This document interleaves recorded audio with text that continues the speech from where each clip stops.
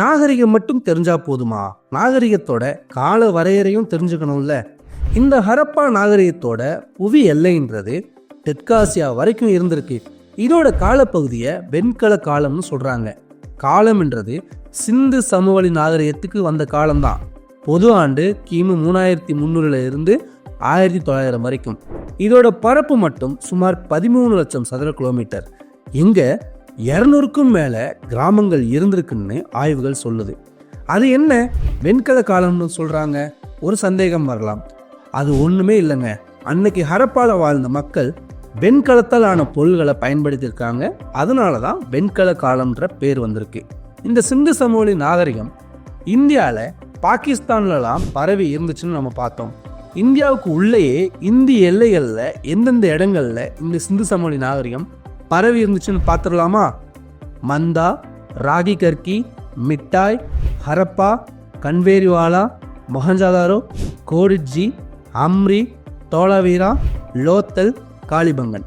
இந்த இடங்கள்ல எல்லாம் சிந்து சமவெளி நாகரிகம் பரவி இருந்துச்சு.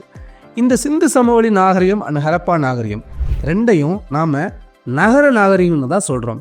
சரி, ஏன் நம்ம ஹரப்பா நாகரிகத்தை நகர நாகரிகம்னு சொல்றோம்னு தானே யோசிக்கிறீங்க? அந்த நகரம் பல சிறப்பான அம்சங்களை கொண்டிருந்ததால தான் நகர நாகரிகம்னு சொல்றோம். என்னென்ன அம்சங்கள்னு பார்க்கலாமா? முதல் அம்சம் சிறப்பான கட்டிடக்கலை வேலைப்பாடு. அவ்வளோ அழகாகவும் நேர்த்தியாகவும் கட்டிடங்களை கட்டியிருந்தாங்க. ரெண்டாவது அம்சம், அந்த காலத்தில் வாழ்ந்த ஹரப்பா மக்கள் தூய்மைக்கும் பொது சுகாதாரத்துக்கும் அவ்வளோ முக்கியத்துவம் கொடுத்துருக்காங்க. மூணாவது அம்சம், இந்த எடைகளை அளக்கிறதுக்கெல்லாம் தரமான அளவீடுகளை அவங்க கடைபிடிச்சிருக்காங்க. நாலாவது முக்கியமான அம்சம், நல்ல அடித்தளத்தோட விவசாயம் பண்ணியிருக்காங்க, கைவினை தொழில்கள் பண்ணியிருக்காங்க. இப்படிலாம் பண்ணி ஒரு நகரம் மாதிரி வாழ்ந்திருக்காங்க. இப்போ இந்த ஹரப்பாவோட நாகரிகத்தோட நகர அமைப்பை இன்னும் கொஞ்சம் ஆராய்ஞ்சு பார்க்கலாமா? ஹரப்பான்ற அமைப்பு மேல் நகர அமைப்பு, கீழ் நகர அமைப்புன்னு ரெண்டா பிரித்து வச்சுருந்தாங்க. இந்த மேல் நகர அமைப்பு எப்படி இருந்துச்சு தெரியுமா? இந்த நகரத்தோட மேல் பகுதி கொஞ்சம் உயரமாக இருந்துச்சு. அதை கோட்டைன்னு சொன்னாங்க. அந்த நகர நிர்வாகிகள் தான் அதை பயன்படுத்தினாங்க. இந்த மேல் நகர அமைப்பில் 2 முக்கியமான பகுதிகள் இருந்துச்சு. ஒன்று பெருங்குளம், இன்னொன்று தானிய களஞ்சியம். இந்த பெருங்குளம் மொஹஞ்சதாரோல தாங்க இருக்கு. இதுதான் உலகத்திலேயே முதல்ல கட்டப்பட்ட பொதுக்குளம். இப்போ ஹரப்பாவோட கீழ்நகர அமைப்புக்கு வருவோம். இது நகரத்தோட கிழக்கு பகுதியில தாழ்ந்த இடத்துல இருந்துச்சு. இங்குதான் பொதுமக்கள் வாழ்ந்ததா நம்பப்படுது. இந்த இடம் அதிக பரப்பளவு கொண்டதாகவும் இருந்துச்சு. இந்த சிந்து சமவெளி நாகரிகத்துல மெஹர்கர் அப்படின்ற இடத்த பத்தி நம்ம தெரிஞ்சுக்கணும். இந்த மெஹர்கர் அப்படின்ற இடத்த சிந்து சமவெளி நாகரிகத்தோட முன்னோடின்னு சொல்றாங்க. ஏன்னு தோணுதில்ல?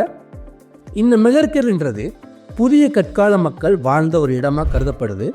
இது பாகிஸ்தான்ல இருக்கிற பலுச்சிஸ்தான் அப்படின்ற மாநிலத்தில் இருக்கிற ஒரு ஆற்று பள்ளத்தாக்குல அமைஞ்சிருக்கு.